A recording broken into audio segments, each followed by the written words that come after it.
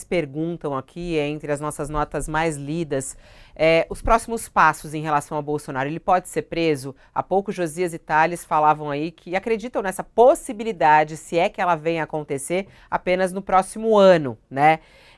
E aqui tá, após o indiciamento, Bolsonaro pode ser preso? Aí a gente vê, por exemplo, a torcida que existe de parte do Brasil para que isso aconteça.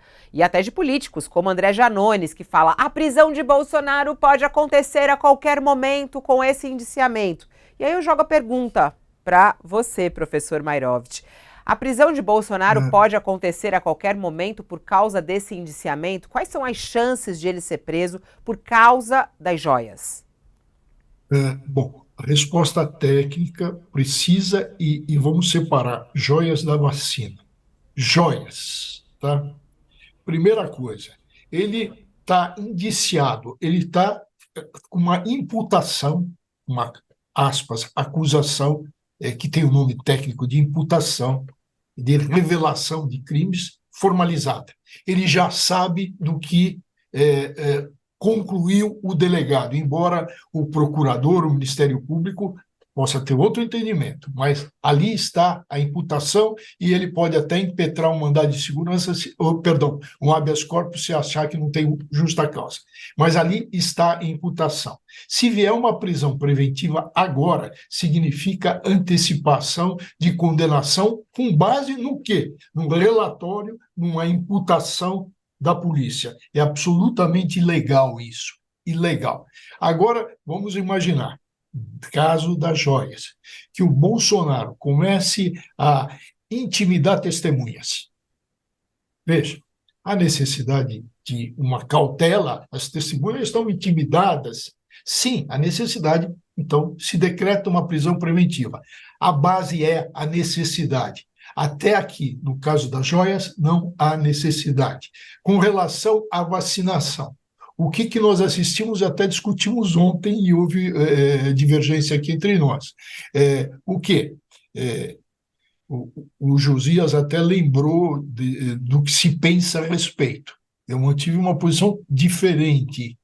Ou seja, se o filho que faz parte dessa organização criminosa, algum outro, ou o Bolsonaro, começam a tumultuar, começam a desprestigiar a justiça, começam a...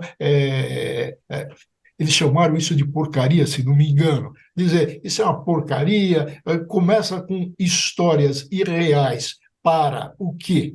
Para tirar a tranquilidade, para criar confusão e criar descrédito, aí cabe sim prisão preventiva, porque ela se torna necessária. Você não vai deixar alguém 24 horas por dia em revezamento de filhos e dele próprio, ficar o quê?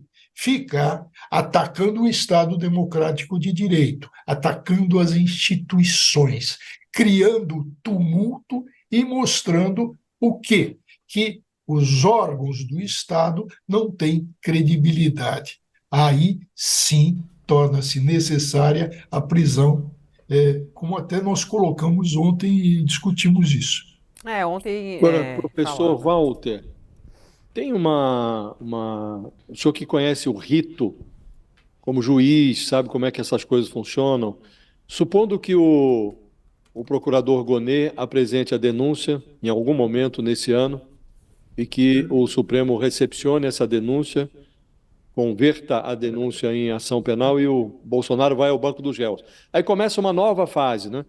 Essa fase é demorada, há muitas brechas na legislação para que a defesa do Bolsonaro, por exemplo, crie formas de procrastinar esse processo, apresentando lá um rol infindável de testemunhas, requisitando perícias. É razoável supor que um julgamento dessas ações, no caso das joias, no caso das vacinas, mesmo no caso da tentativa de golpe, que deve ser concluído aí nos próximos dias, provavelmente na semana que vem, é razoável supor que, ainda que o Supremo converta essas prováveis denúncias em ação penal neste ano, que as condenações só virão lá para 2025? Olha, o processo penal brasileiro, eu até uso aqui uma imagem Não é possível, porque pelo seguinte da imagem, eu uso que o processo tem o ritmo de uma lesma reumática. Lesma reumática não existe, né? Mas só para mostrar como ele é vagaroso, como é lento. Josias, imagine um rol de testemunhas com testemunhas no exterior. Caso das joias. Vamos ouvir o joalheiro que foi procurado em tal lugar e que mora na Quinta Avenida, mora não sei aonde, em Miami. E aí? Esse sujeito vem para cá? Evidentemente que não. Ele é ouvido por uma carta rogatória nesse sentido. Então, isso demora. Quando existem medidas protelatórias que não buscam a realidade, que não têm utilidade, então protelatórias, aí o juiz, o que ele faz? Um juiz experiente faz o seguinte: olha, cumpra-se essa carta rogatória no prazo de 60 dias, 70 dias, mas sempre se ganhou alguma coisa, percebe? Então, existe tudo isto. E existe um dado é, que é surpreendente também.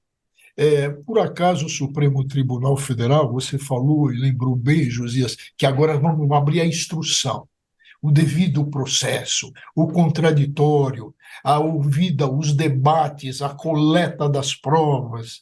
Então, vamos pensar no seguinte: isso é do dia a dia de um juiz de primeiro grau. Tá? Isso sabe bem um desembargador que já foi juiz de primeiro grau, não estou falando daqueles que entram pela porta do fundo, pelo quinto constitucional. Tipo, por exemplo, o Cássio Nunes, né, que antes dele ser ministro do Supremo. Então, mas já sabe como é que é isso. O Supremo não tem essa experiência. Tanto como serão ouvidas as testemunhas, vai ser designado um juiz de instrução. Não é o ministro que vai fazer a ouvida dos testemunhas. Até no interrogatório tem se feito muitas vezes um juiz de instrução lá para Agora, pegar isso. diante desse seu encadeamento, eu agora já mudo até a pergunta. Pode ficar para 2026?